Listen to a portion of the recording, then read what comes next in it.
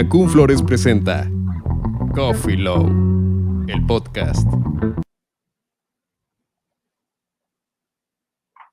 Queridos amigos, es un placer saludarlos en este su espacio Coffee Low, donde hablamos de los diferentes temas del derecho en sociedad y estamos en este nuevo comienzo de temporada desde Radio CUSEI, del Centro Universitario de Ciencias Exactas e Ingenierías de la Benemérita Universidad de Guadalajara. Su servidor y amigo Rodolfo Guerrero Martínez, me da muchísimo gusto recibirlos y que compartan este podcast, que compartan esta transmisión en vivo, siéntanse parte porque este programa es para ustedes, que comenten, que nos hagan llegar todas sus preguntas, que al final eso es lo que nutre este programa. Y en esta nueva temporada no será la excepción tratar los temas de derecho y tecnología. Y precisamente en ese sentido es que en esta ocasión aperturamos con un invitado de lujo y adicionalmente a ello con un tema de vanguardia para toda la comunidad de ingenieros, de futuros ingenieros, de otras disciplinas y de la sociedad en general que escuche este nuevo episodio, pues que se nutra con los datos que vamos a estar conversando de manera tranquila.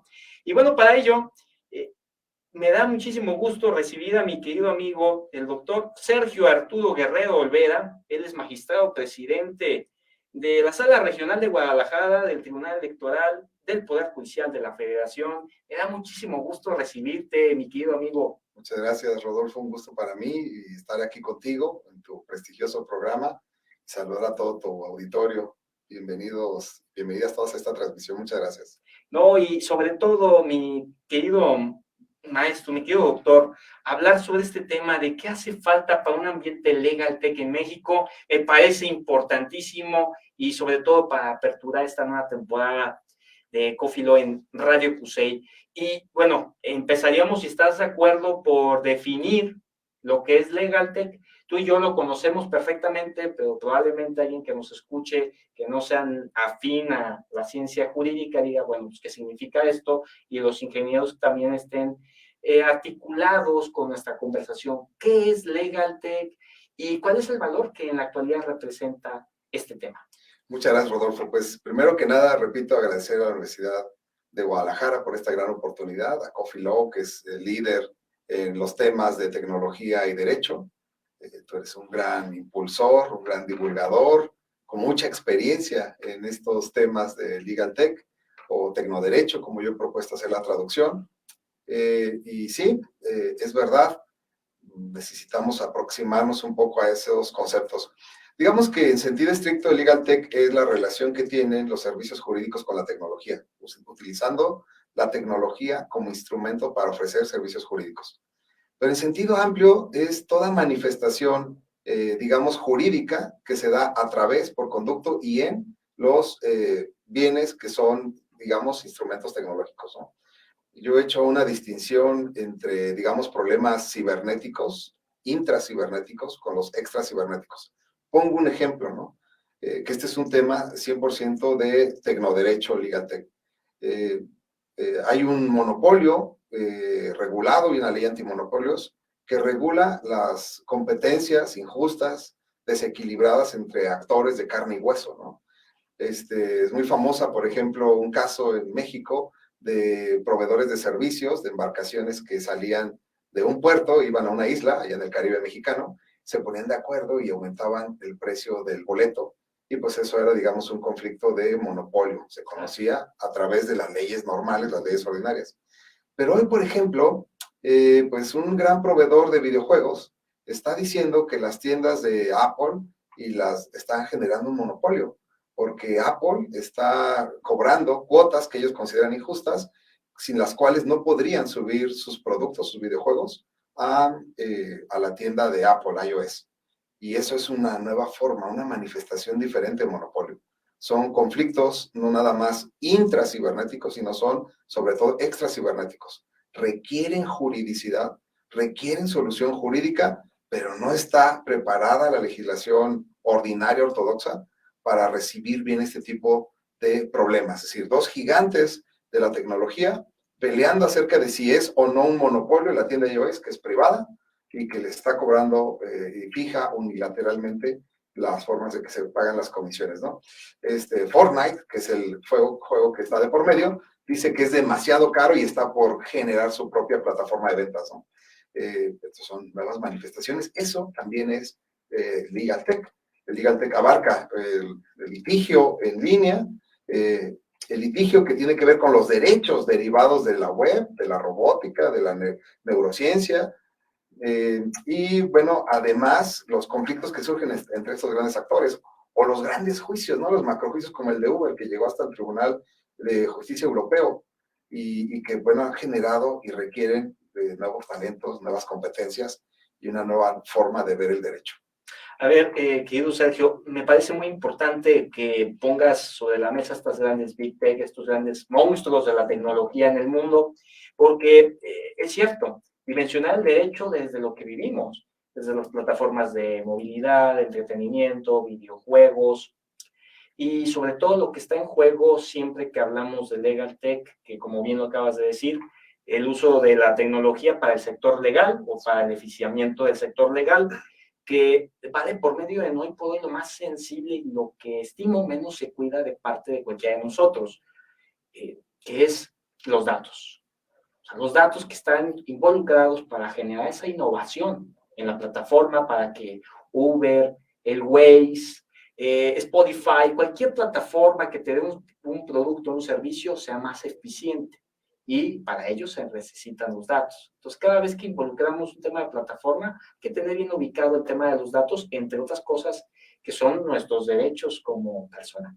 Sí, es correcto. En eso, Rodolfo, tienes toda la razón. Hoy por hoy, tal vez uno de los principios que más en entredicho se ponen en esta revolución del conocimiento es el dataísmo, ¿no? Que, como bien señala Byung-Chul Han, es, digamos, un paso, un ascenso del tema de las encuestas, de las grandes estadísticas, que en su momento, en alguno de los siglos pasados, pues fue una de las grandes, digamos, logros de las matemáticas y de los cálculos sociológicos. Se hacían encuestas y se tenían grandes datos, índices. Pero hoy eso, la verdad, junto a los datos, junto a la ciencia de datos, junto a los metadatos, junto a las grandes corporativos, ya no es nada. El dataísmo lo que significa es que, queramos o no, todos los días, a cada segundo, generamos datos. A veces nos cobran incluso por generar datos, y a veces no nos cobran, nos dicen que es gratis el uso de pues algunas plataformas de redes sociales, fotografías de inteligencia artificial, que tú has abordado muy bien, todas las aplicaciones de smartphone, de teléfonos y de relojes inteligentes. Todo eso genera datos, a veces los generamos y las grandes compañías hacen negocio de eso, hacen un negocio de eso y no nos dicen. Entonces, sí, en efecto, el Legal Tech también se dedica a ese aspecto, al dataísmo, esta nueva era que va a cambiar al ser humano, dice Byung-Chul Han de una manera espectacular. Dice, tal vez estemos frente al nacimiento de una nueva forma de ser humano. ¿Por qué? Porque hemos pasado por muchas modificaciones, tal vez hasta antropológicas, de ser un homo ludens, un homo faber, que tocaba las cosas. Ahora hemos pasado a unos seres digitales.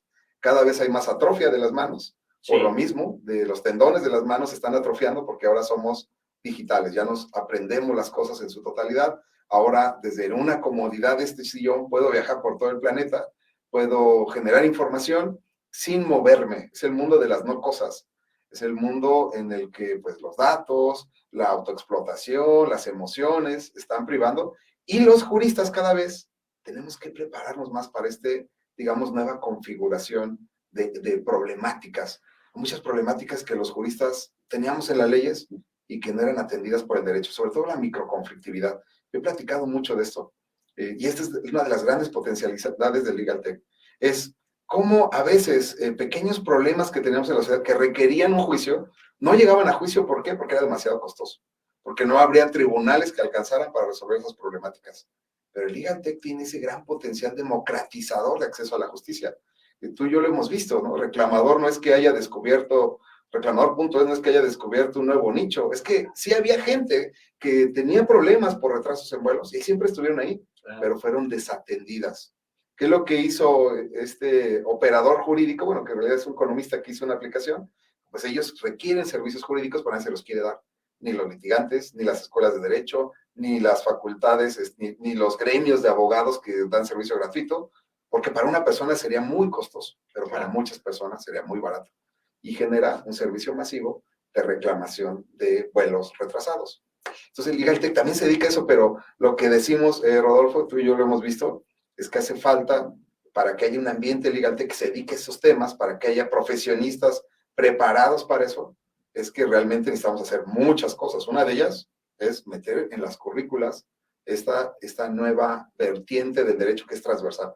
No sé, como tú dices, otra vez, si estamos cuidando datos y sabemos que eso es inevitable, el dataísmo es inevitable, entonces es necesario preparar al alumnado para que sepa cuáles son las consecuencias jurídicas, cómo juridificar las problemáticas derivadas del dataísmo.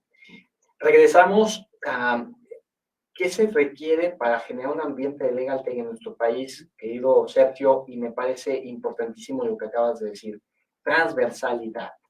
Es decir, estamos hoy transmitiendo y se ha generado, estamos en el 5º aniversario desde que comenzó Perspectivas Jurídicas aquí y desde que comenzó Coffee Law hace 3 años, precisamente haciendo una transversalidad entre los futuros ingenieros y el público del derecho. Entonces, uno de los puntos importantes para generar un ambiente en donde se impulse más el Legal Tech es justamente que las profesiones, los hoy estudiantes de distintos temas, tópicos y ámbitos se interrelacionen, sí, conversen y hagan proyectos en lo conjunto. Eso sería uno de los tantos puntos para generar un ambiente mucho más idóneo para el Legal Tech en México, ¿verdad? Tienes toda la razón. Primera, decía yo, las universidades tienen que voltear a ver la 4ª revolución industrial. Y en realidad sí lo hacen, pues nuestras facultades de ciencias exactas, de informática en diferentes universidades, están muy ambientados en las nuevas tecnologías, blockchain, inteligencia artificial. Cualquier joven estudiante ya incluso por su cuenta va adelantado en algunos desarrollos, ¿no? Son estudiosos. Lo que hace falta es también que los abogados, como tú bien señalas, trabajen en conjunto, en equipo, en think tanks, digamos, que se acerquen los de ingenierías, los de robótica, los de programación, a los abogados y los abogados a su vez a ellos. ¿Cuándo se nos habría ocurrido que una facultad de informática, una de CISETAS, estuviera hablando de derecho, ¿no? Qué aburrido, qué fuera de lugar. Claro. Pues no, pues volvemos a reclamador.es, tal vez solo el 30% de sus empleados son abogados, el 70% son expertos en desarrollo de informática. Y entonces, sí, yo digo que hay que meterlo a la currícula, y luego hay que hacer talleres en los que converjan todas estas profesiones y hacerlo de una manera seria, de una manera en la que haya talleres de desarrollos, en donde les enseñemos a los jóvenes que el derecho puede ser un emprendimiento, que el Legal Tech no es un nicho nada más, en sentido estricto sí, pero en sentido amplio tiene múltiples facetas para trabajar, digamos, como un experto en tecnología legal. Y además de los think tanks, las currículas, hay que tener muchos coffee logs, porque los coffee logs como el tuyo, pues hace divulgación y poco a poco va ganando su espacio, ya un espacio muy grande en el que cada vez más gente entiende que es muy importante, relevante, es más ineludible, repito, ineludible, de acercarse a la tecnología y ver cuáles son sus manifestaciones jurídicas. Por eso te felicito, porque digo que uno de los requisitos para tener un auténtico ambiente Legal Tech es que hay una comunidad de hablantes discutiendo estos temas y tú lo has hecho muy bien. Si hubiera incubadoras sería mucho mejor, si hubiera más hackatones de Legal Tech sería mucho mejor, si tuviéramos congresos en todo el país estaría mejor, porque México tiene talento. De hecho, en los tribunales hay talento para hacer justicia digital, y en los litigantes hay talento para hacer marketplace, para hacer servicio jurídico en línea. Por donde quiera hay talento, pero si nos quedamos con ese prejuicio de que solo los países ricos pueden hacerlo, pues vamos a llegar muy tarde a esta mesa de la discusión, al bono que se tiene que repartir, al bono demográfico de nuevos abogados digitales, ¿no? Claro, otro punto importantísimo, y viene en ese mismo sentido que comentas las cosas, querido Sergio, es la democratización del conocimiento del derecho. Es decir, que un ciudadano que dice, bueno, yo no estudié derecho, sin embargo, todo el mundo debe conocer sus derechos plasmados en nuestra Constitución política. Entonces, cuando uno va a generar una innovación, precisamente otra de las intenciones para generar un ambiente Legal Tech es empoderar a las personas. Hoy por hoy, desde tu posición como magistrado presidente del Tribunal Electoral del Poder Judicial de la Federación en la Sala Regional de Guadalajara, ¿cuáles han sido algunos de los tantos puntos conozco varios, pero a mí me gustaría mucho más que los compartas con nuestro auditorio, en cómo has ido impulsando a que se empodere la ciudadanía, a que algo que dice, bueno, esto es de los tribunales, esto pues solamente al involucrado, a mí no es que me llame mucho la atención, están equivocados. Y tú te has dado cuenta también cómo puedes proponer cosas y conforme avance el tiempo, los demás que pensaron que era muy descabellado, lo que tú proponías en una resolución de sentencia, en un tratamiento de caso, hoy por hoy dicen, qué bueno que lo propusiste. Hoy, ¿qué sería de nosotros? Muchas veces dicen las personas en el grueso de la administración pública. Que nos compartas un poquito esto. ¿Cómo has ido empoderando desde tu posición a la ciudadanía en volver lo más complejo, mucho más ciudadano? Sí, es bien complicado. Fíjate, hay varias cosas, ¿no? Primero, los abogados, los juristas en general suelen ser muy conservadores, que nos enseñan a voltear siempre hacia el pasado, ¿no? De hecho, las leyes son decisiones del pasado que siguen rigiendo en generaciones presentes y futuras, ¿no? Por eso los constitucionalistas a veces, ¿cómo es posible que el pasado siga rigiendo el presente? Bueno, lo que pasa es que las leyes siempre se hacen antes de que surjan los problemas, es un modelo que hemos heredado y que ha funcionado en mucho sentido, lo que nos ha hecho muy conservadores, poca innovación, demasiada ortodoxia, y eso, bueno, pues a veces detiene bastantes desarrollos que podrían mejorar la calidad de la justicia, ¿no?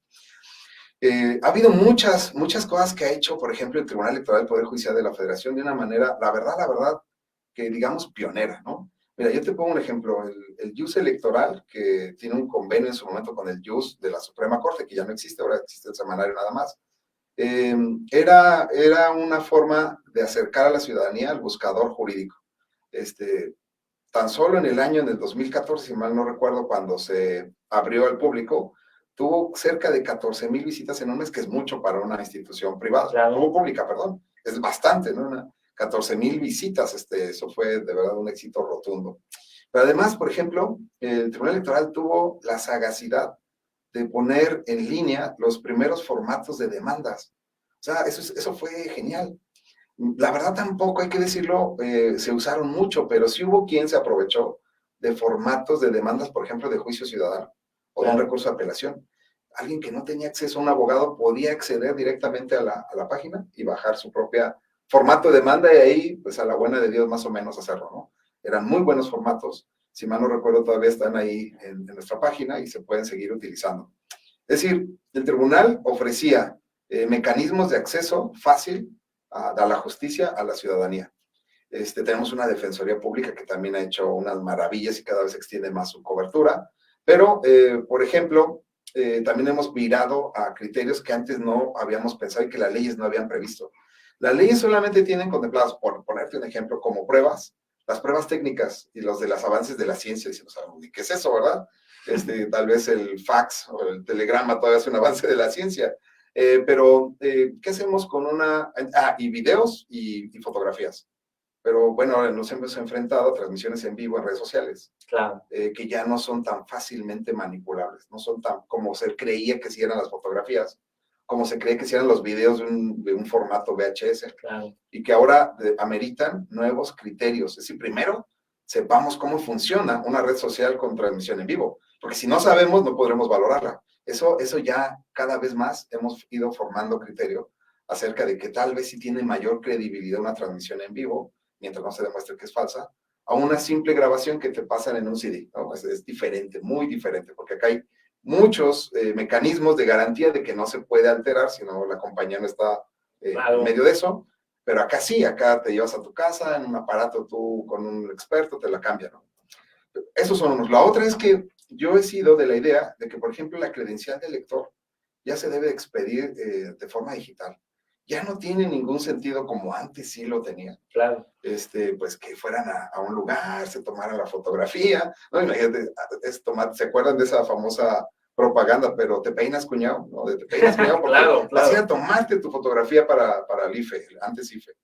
Y la huella digital, todo eso. Bueno, hoy tenemos mecanismos mucho más seguros, con todas las garantías de seguridad, de individualidad, que nos permitirían ya expedir las credenciales del lector de manera digital, ¿no?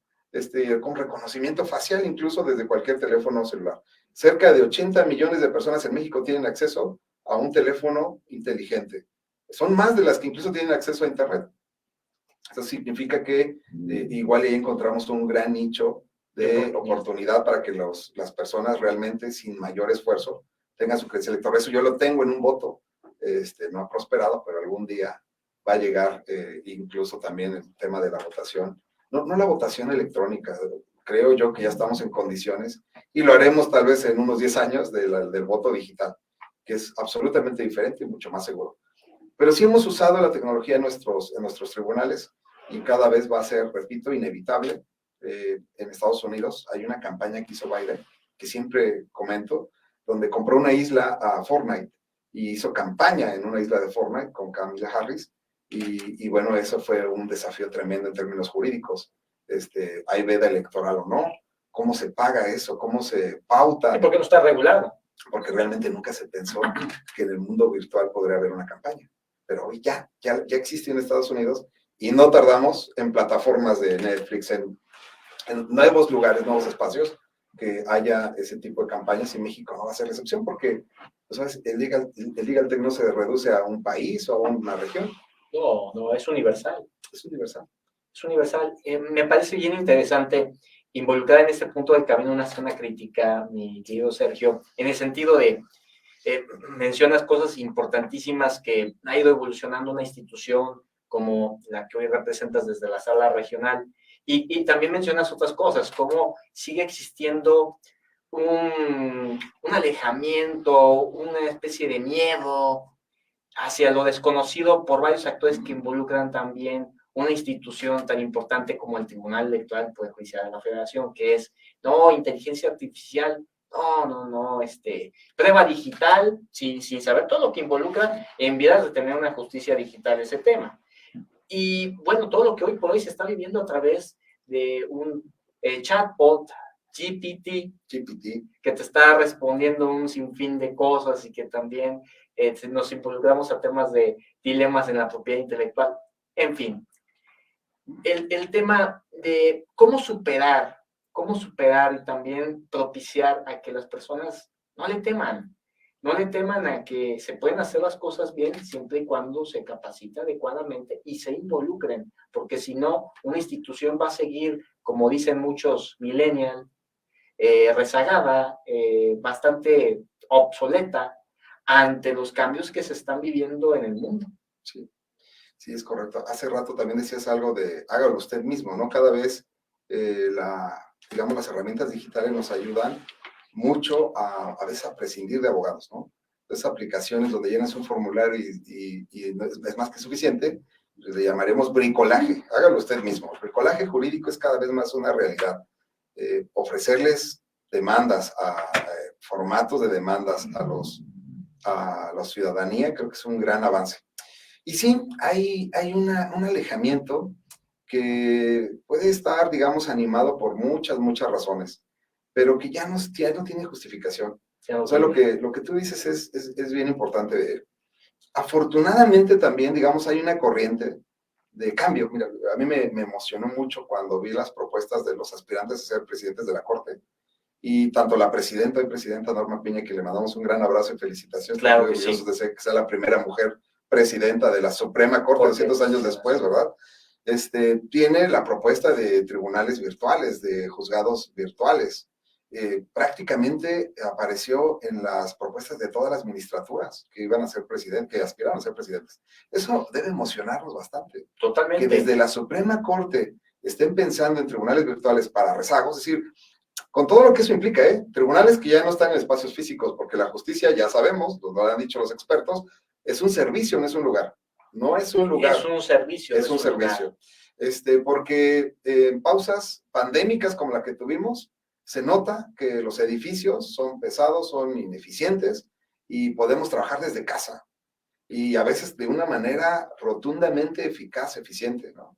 Y tercera, porque pues tribunales virtuales en los que solamente se dediquen a resolver, a interpretar, a aplicar las leyes, pues podrían abatir rezagos de todo el país, no solamente de una región.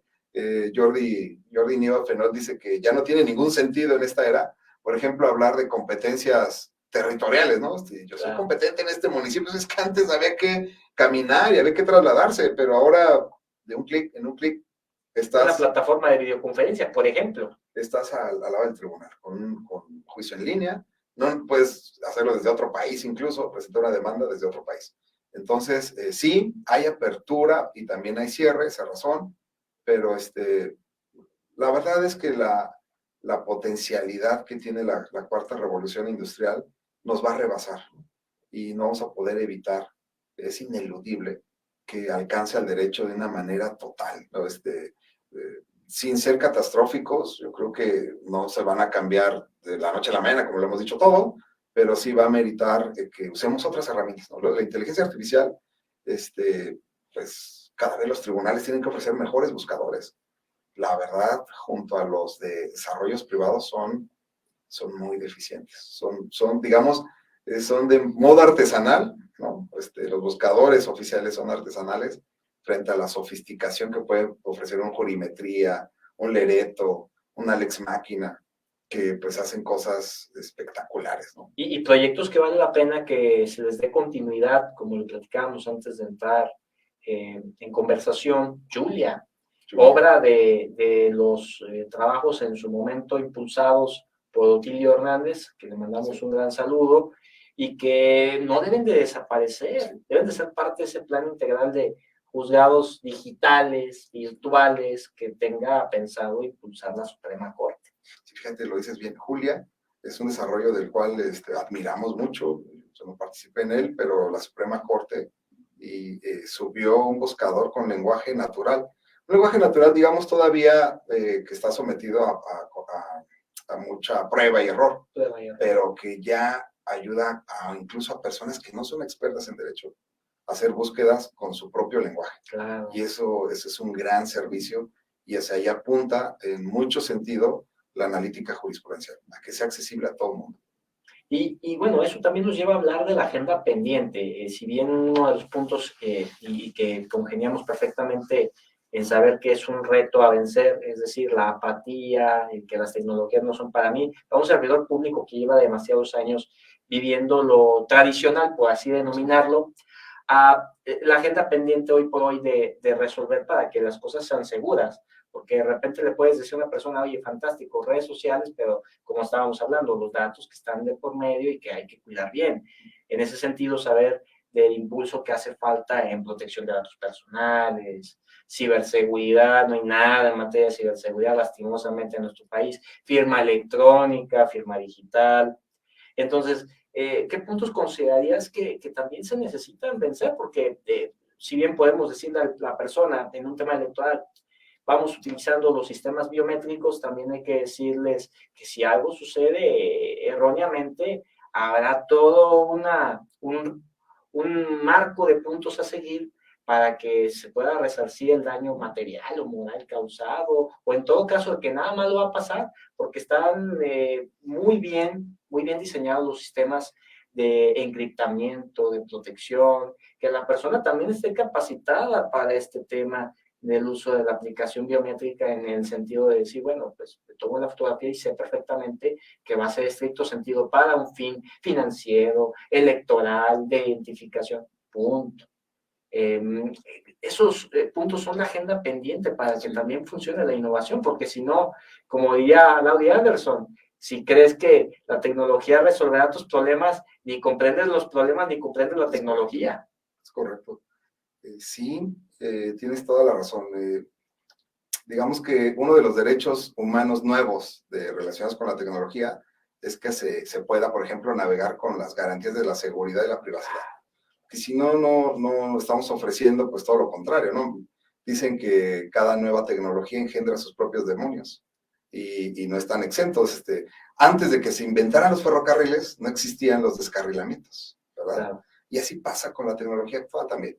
Antes de que se inventara Internet, pues no pensábamos en el dataísmo, en los derechos de la privacidad cibernética, ni en la ciberseguridad. Es nuestro tren que se está descarrilando, ¿no? Sí, hay que ofrecerlo y va a ser poco a poco. Repito, la humanidad lo ha vivido en otros momentos. Se le tenía miedo al tren porque podía arrollar a las personas, no tenía buena visibilidad y se veía como un problema, ¿no? Surcaba bosques, destruía... Y sí, la verdad que sí. Iban a acabarse los caballos, decían, ¿no? Siempre ha habido susto, siempre ha habido angustia por los cambios, y eso es lo que nos está pasando en estos momentos. Eso va a ser también, repito, ineludible. Pero yo veo muy buenas señales, Rodolfo, no sé tú, de que, digamos que hay una oleada de grandes transformadores. Pongo ejemplos, los voy a, así, pero los voy a anunciar rapidísimo. Lo que decíamos de la Suprema Corte, las propuestas de trabajo, juzgados virtuales, inteligencia artificial en la Suprema Corte, el Consejo de la Judicatura. Leyes locales de justicia y derechos digitales, leyes de derechos digitales, leyes de gobierno digital, que ya en la Ciudad de México, Michoacán, Querétaro, Estado de México, que ha sido uno de los pioneros en justicia digital. Veo otras grandes y muy buenas señales en los comités, por ejemplo, internacionales, la Comisión Europea, que ya tiene una agenda 2030 para efectos de digitalizar, acelerar la digitalización. Políticas estatales que asociadas a las leyes están generando nuevos emprendimientos oficiales. Y aún así, créeme, una muy mala señal, por ejemplo, es que me parece que bajamos al 0.3 de inversión en tecnología en este país. Eso es muy grave. Pero eso tampoco ha eliminado estos otros factores. Por eso creo que en esta siguiente etapa, tal vez, donde esté la gran potencialidad, es en la iniciativa privada.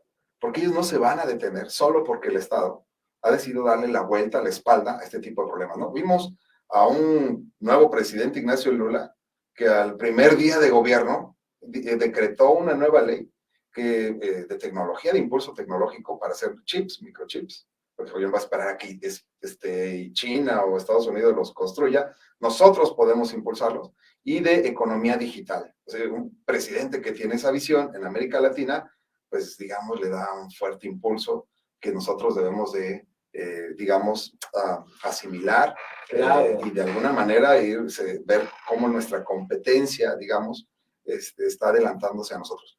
Hay algunas señales, pero repito, tal vez ahorita en estos momentos en nuestro país sea la iniciativa privada la que dé grandes saltos y aproveche este momento tecnológico. Y los emprendedores, no se me olvida que hace un par de días conversábamos también en lo particular que hay un gran innovador en el estado de Oaxaca, sí, que está generando todo el tema del metaverso incluso, y a ver, si desde la iniciativa privada, desde los emprendedores se está impulsando esto, yo veo con buenos ojos que van a ocurrir cosas interesantes.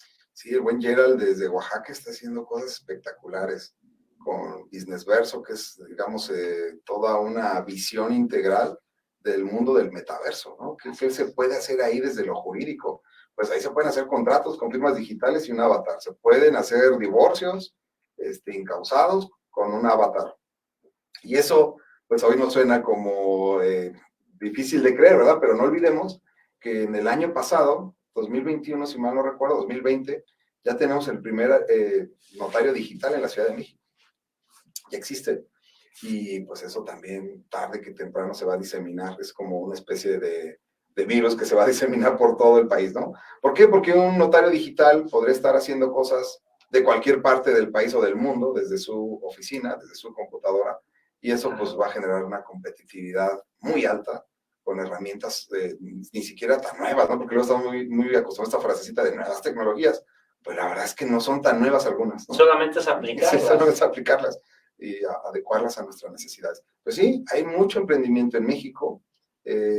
Creemos que ya hay marketplaces muy exitosos, ya hay educación en línea jurídica muy, muy importante, los seminarios que tú organizas, que pues eso también son manifestaciones del mundo digital. No, y permítame en ese sentido agregar también lo que has impulsado de ciberdemocracia, me parece algo muy encomiable y que también he tenido el privilegio de participar, y sobre todo también del hackathon, que nos comentes, sí, que nos compartas un poco más de esto. Me parece también muy importante que tú eres también uno de los impulsores en que se genere esa comunidad, esa incubadora, ese hackathon en el estado de Querétaro. Muchas gracias. Bueno, primero el seminario de ciberdemocracia es un seminario que organizamos con el Tribunal Electoral del Poder Judicial de la Federación y diferentes universidades para ver cuáles son, analizar, estudiar, conocer las diferentes, la fenomenología, digamos, de la democracia digital, ¿no? Repito, ya hay muchos temas ahí, desde voto electrónico, ciudadanía digital, derechos humanos digitales,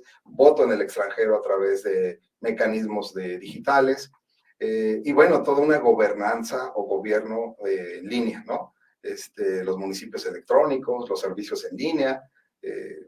Yo siempre digo, ¿cómo es posible que podamos hacer transacciones bancarias, pero no podamos sacar una licencia de conducir en línea, ¿no? Claro. Si un simulador, llegas al lugar físico y te ponen un simulador, dices, oye, ¿para qué me hicieron venir? El simulador podría estar en línea, ¿no? Totalmente. Y pasa así con muchas cosas, y repito, ya campañas en internet, campañas electorales con influencers, campañas electorales en plataformas que son sobre demanda, ¿no? De videos, campañas en TikTok, campañas en todas las redes sociales conocidas y por conocer, que van a generar muchos desafíos a la ciberdemocracia. Entonces eso siempre son eventos abiertos, los vamos a invitar con mucho gusto, si tú nos permites, cuando ya venga el programa de este año. Y el hackathon, que se reúnen desde hace cerca de 4 años, la pandemia nos detuvo un poco, la Facultad de Informática, como en muchas otras, es una reunión de desarrolladores, estudiantes que se dedican a eso, que tienen afines esas materias de desarrollo informático. Y en esta ocasión, por primera vez, tal vez, Rodolfo, si alguien de ustedes sabe de otro, me avisa, por favor, se está haciendo el primer hackathon de LegalTech. El primer hackathon en México dedicado a Derecho y Tecnología, desde la Facultad de Informática, no de la Facultad de Derecho, Los de informática dijeron, nosotros sabemos de blockchain, ¿qué necesitan? Sabemos de inteligencia artificial, deep learning, ¿qué necesitan? Nodos neuronales, ¿qué necesitan? Redes neuronales. Pues mira, es que los abogados estamos muy metidos, pero queremos hacer alguna aplicación. Vénganse. Claro. Y entonces el hackathon va a ser eso, vamos a tener bastantes participantes, va a haber la oportunidad de que abogados, ya expertos como Rojo, que tú estás muy invitado y vas a ser un asesor, un tutor de un equipo, les puedan mostrar a los desarrolladores qué clase de cosas se han hecho y qué clase de cosas podrían hacer. Va a haber premios para quienes hagan los mejores desarrollos. Invitamos obviamente a la Universidad de Guadalajara para que mande equipos, se aceptan de todo el país y pues nos encantaría que desde acá de Guadalajara, que es el Silicon Valley mexicano, nos hicieran favor de ofrecer su talento, sus inventivas, su innovación a este gran concurso, y serían muy bienvenidos en Querétaro. Yo estoy en Guadalajara, pero pues hacemos eso allá y esperamos, si Dios nos lo permite, Rolfo, hacer uno aquí en Jalisco, ¿no? Sí, estimo que muy pronto con ese entusiasmo que existe de parte de la comunidad universitaria, obviamente de mi alma mater, la Universidad de Guadalajara, pero de muchas otras universidades de este estado, se pueda unificar eso. Lo veo muy positivo y sobre todo hay mucha creatividad y hay mucho deseo de parte de todos los jóvenes de sí poner su granito de arena al cambio de lo que es hoy por hoy el escenario que se vive de tener productos y servicios que sean seguros, que sean lícitos, que sean éticos. Entonces, me parece bien importante toda esta labor de hackathon, de la incubadora, y sobre todo porque eso es lo que propicia, volviendo a la premisa mayor de nuestra amena conversación, mi querido Sergio, genera un ambiente para impulsar el LegalTech en nuestro país. A ver, tú eres un precursor de generar innovación jurídica desde hace muchos años.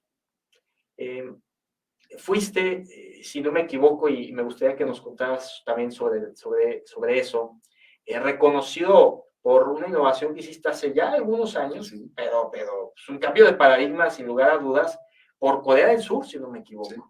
Y que nos cuentes de eso, porque justamente eso que en su momento propusiste, por lo que te reconocieron, hoy por hoy sigue siendo una deuda pendiente para muchas de las localidades en las distintas partes de nuestro país.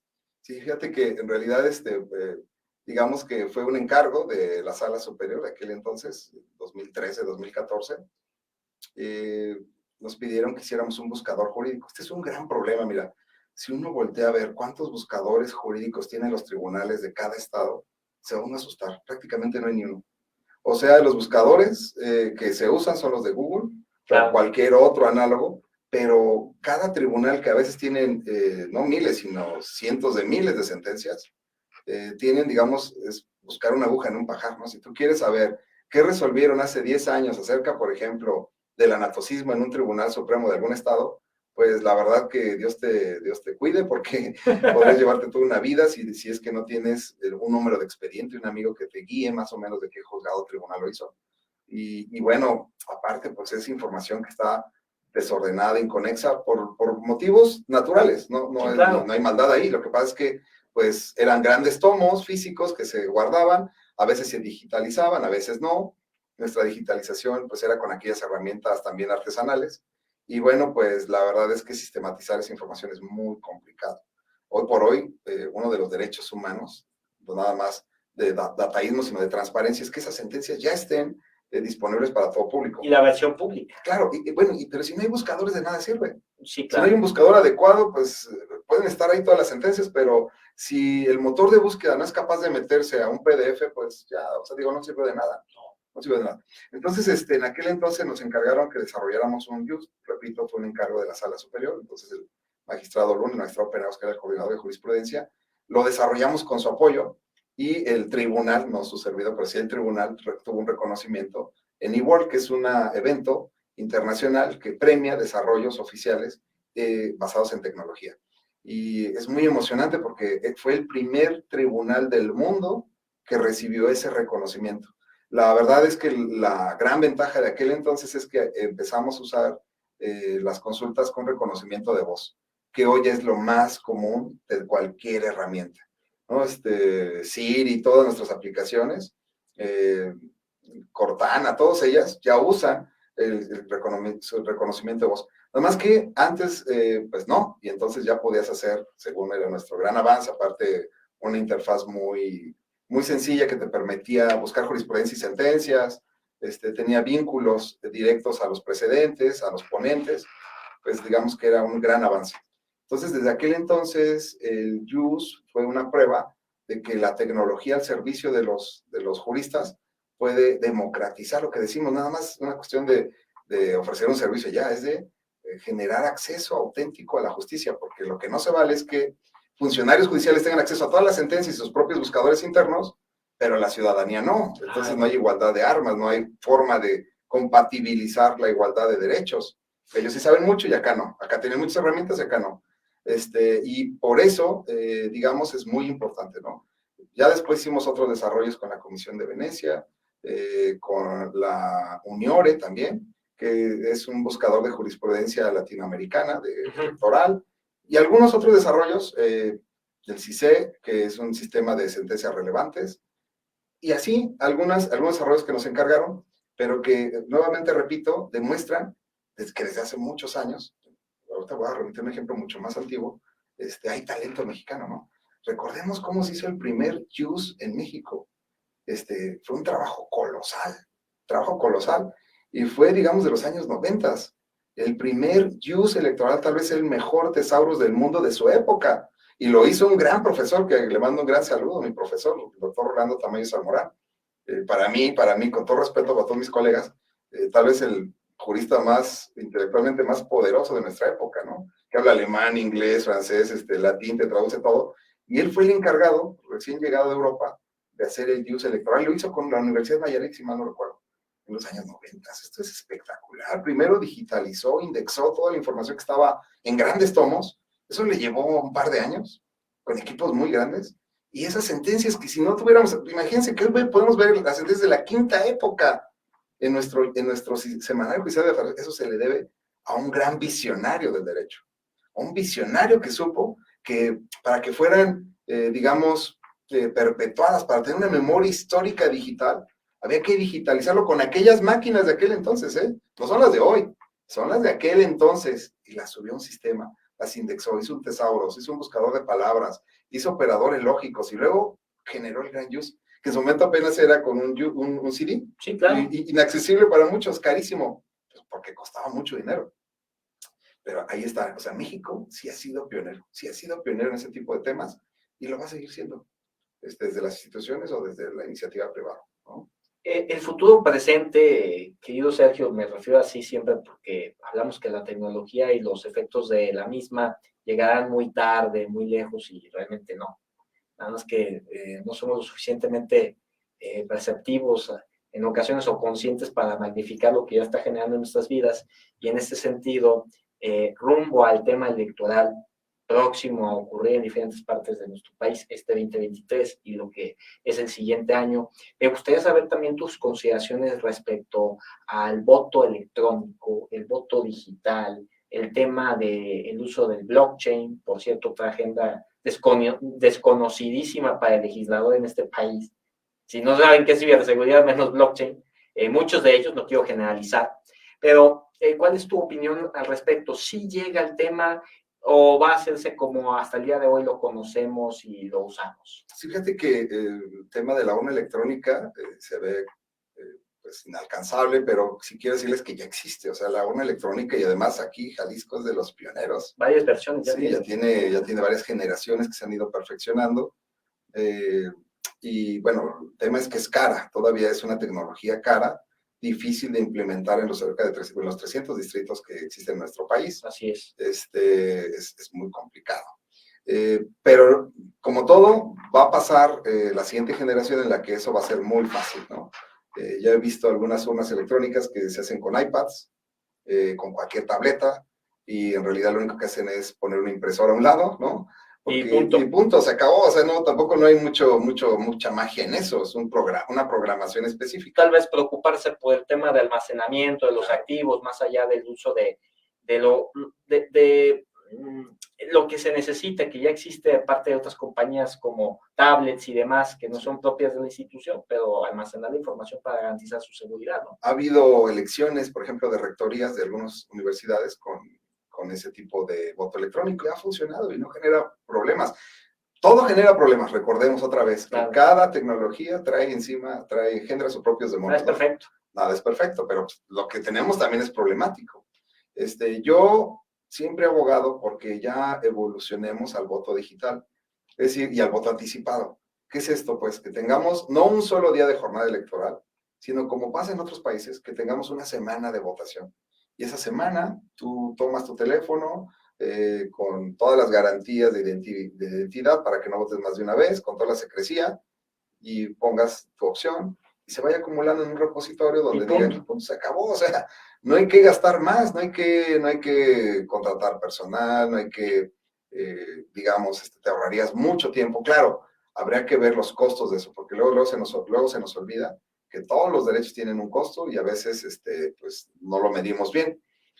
Cada vez la tecnología es así, pues, en los bancos es muy común, ¿no? Blockchain nos ha enseñado que hasta dinero se puede, digamos, representar, ¿no? En cadenas de bloques. El arte también nos ha demostrado que los tokens no fungibles también pueden monetizarse. Es decir, hacemos cosas mucho más complicadas que votar en Internet. Tomamos cursos, recibimos certificados, y bueno, yo digo que tarde que temprano la votación va a ser así. De hecho, Isaac Asimov, en uno de sus cuentos, ya lo planteaba, vas a poder votar desde la palma de tu mano. Pues sí, eso va a ser inevitable. No sé si lo verán nuestros ojos, tal vez tú sí eres mucho más joven, pero sí va a ser posible. Hay que tomar en cuenta además que hay una alto nivel de abstencionismo. O sea, en nuestros mejores momentos rozamos el 60% de personas que participan. ¿A qué se debe esto? Bueno, a la apatía a la política, el descrédito que tiene la democracia, pero también entre otras razones, porque pues ese día domingo, pues nadie quiere levantarse a irse a formar, y además otra vez nuestra manera tan, por no decir de otra manera, sui generis, tradicional de formarnos, firmar, sellar el dedo y todo lo que tenemos que hacer, ¿no? Todo de una manera manual, artesanal, cuando pues sinceramente todo eso pues, no es más que un flujo de actividades que se pueden sistematizar, y ya sabemos cuál es la sentencia de la revolución industrial. Lo que se pueda sistematizar, indefectiblemente se va a sistematizar. Y también considero que todo el tema que vamos conversando tranquilamente, mi querido Sergio, parte de generar una cultura digital, y eso no se genera en 6 años, en un sexenio del presidente de la República tarda muchísimo más, pero lo importante es comenzar ya. Me gustaría recalcar en este comienzo de lo que es una futura invitación. No me gustaría decir que es el final, porque evidentemente si me honras con tu confianza, estaremos haciendo un segundo episodio, que es mencionar aquellos puntos que son los idóneos para impulsar el ambiente legal tech, y esos elementos constan de los valores de la persona. Hoy por hoy parte de que la tecnología sea segura de la ciudadanía recae en que sea solidaria, respetuosa, que conste de todo lo que es los principios y dones de la lealtad, muchas cosas que se han perdido y nosotros las hemos ido olvidando como personas, como seres humanos, y desde luego la voluntad que también recae en hacer las cosas realidad, porque lo mencionábamos ahorita hace unos momentos, oye, pues ya tienes la tecnología, tienes el hardware, genera un mejor software, especifícalo, hazlo el traje a la medida para que funcionen las cosas, no pongas pretextos, haz las cosas. El cómo sí, que me gusta decir siempre en este tipo de contextos, sean algunos de los tantos elementos.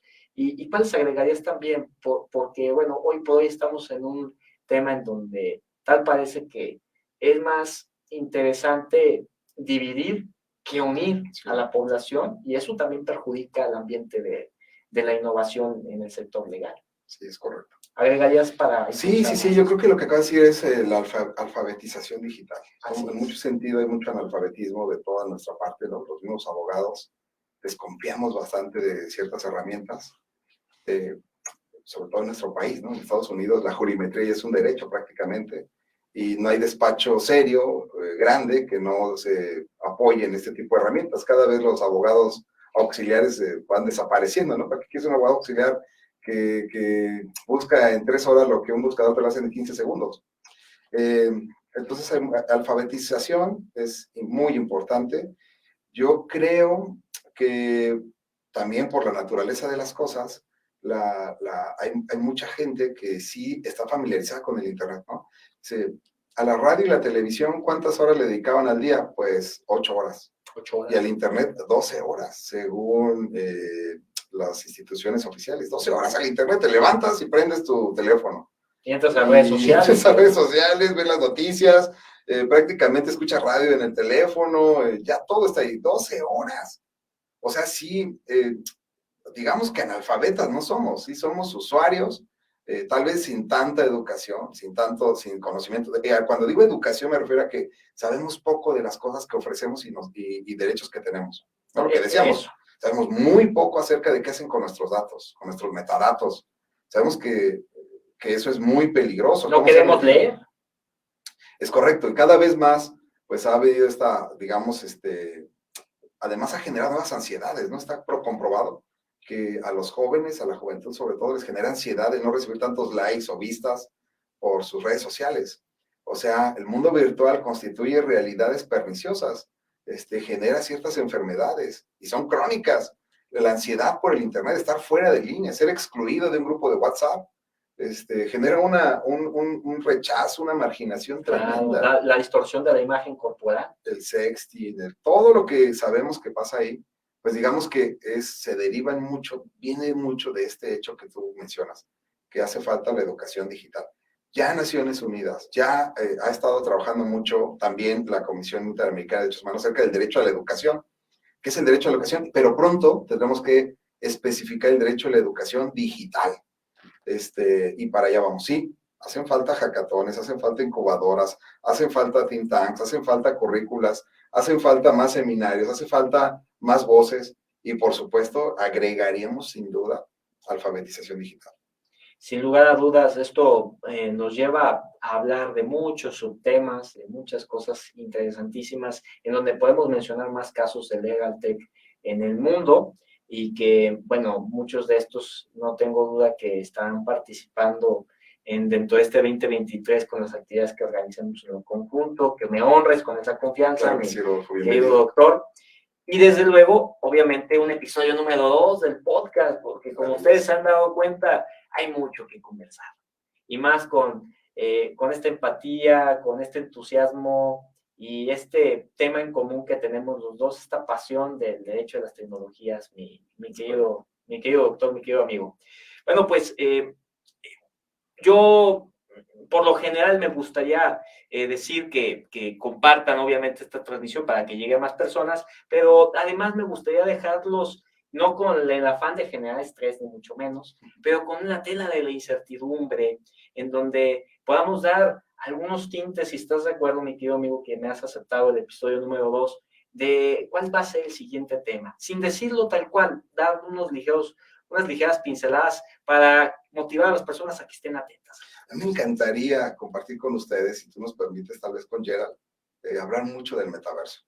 Digamos que es el último grito de la moda en internet, y si tú nos permites. Aquí lo tratamos, y todo lo que involucra, amigo. Yo encantado, queda pactado, y no dejamos más que al auditorio sabiendo que vamos a hablar de metaverso, vamos a hablar de toda esa innovación que hoy por hoy ya es una realidad pensada por lugares y puntos tan avanzados como Inglaterra, China, Rusia, Dubái, que están haciendo cosas interesantísimas.